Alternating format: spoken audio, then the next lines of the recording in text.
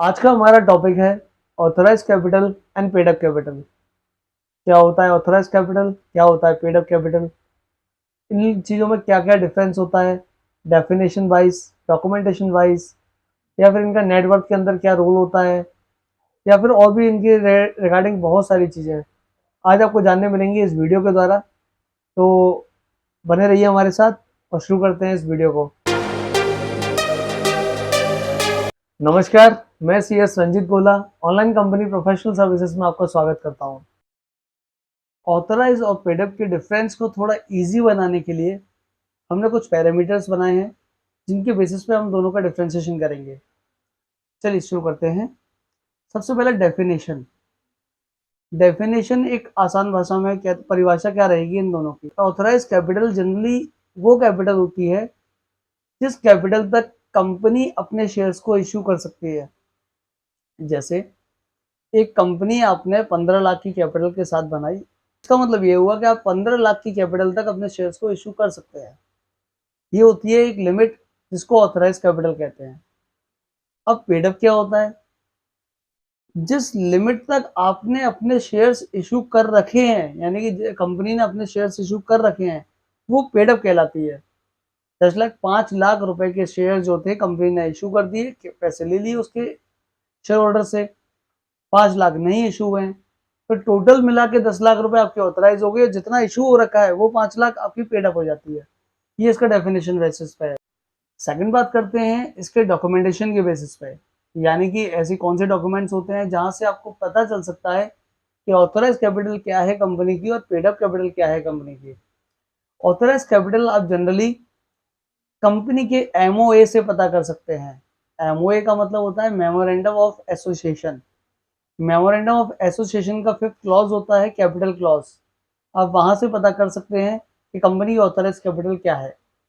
Paid up capital कहाँ से पता कर सकते हैं? पेड अप कैपिटल पता करने के लिए आपको कंपनी की बैलेंस शीट को देखना है। बैलेंस शीट के शेयर कैपिटल कॉलम के अंदर आपको इजीली मिल जाएगा कंपनी की पेड अप कैपिटल क्या है। इसके अलावा एक इजी तरीका है मिनिस्ट्री ऑफ कॉर्पोरेट अफेयर्स की वेबसाइट, MCA की वेबसाइट पर जाके भी आप कंपनी की डिटेल सर्च करेंगे तो आपको वहां भी ऑथराइज कैपिटल और पेड अप कैपिटल दिख जाएगा कंपनी की कितने हैं।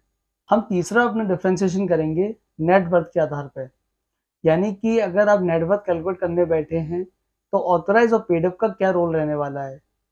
जनरली नेट वर्थ की कैलकुलेशन के अंदर ऑथराइज कैपिटल का कोई रोल नहीं होता है।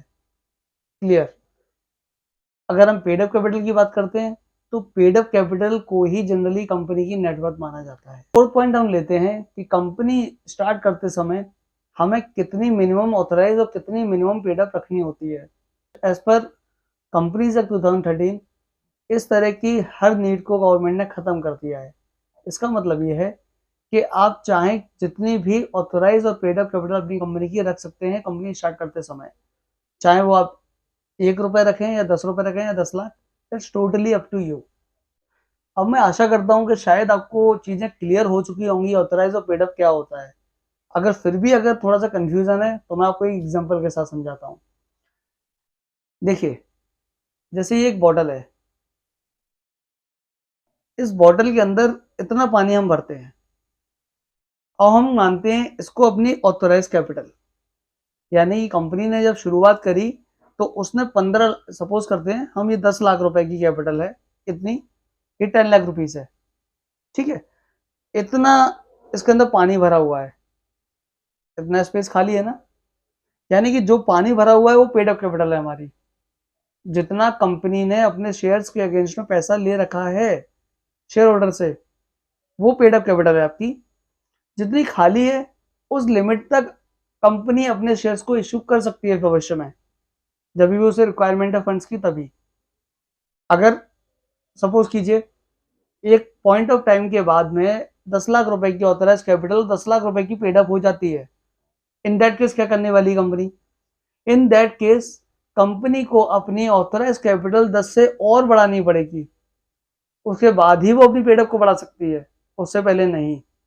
तो सिंपल, ऑथराइज कैपिटल एक लिमिट है और पेड अप कैपिटल वो जितनी कंपनी ने शेयर इशू कर चुकी है।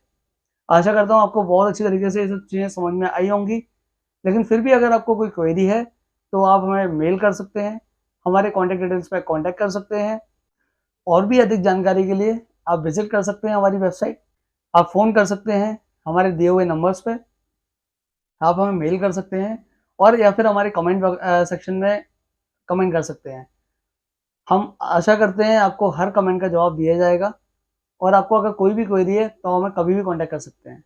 हमारी वीडियो को लाइक कीजिए, शेयर कीजिए, सब्सक्राइब कीजिए। Thank you so much.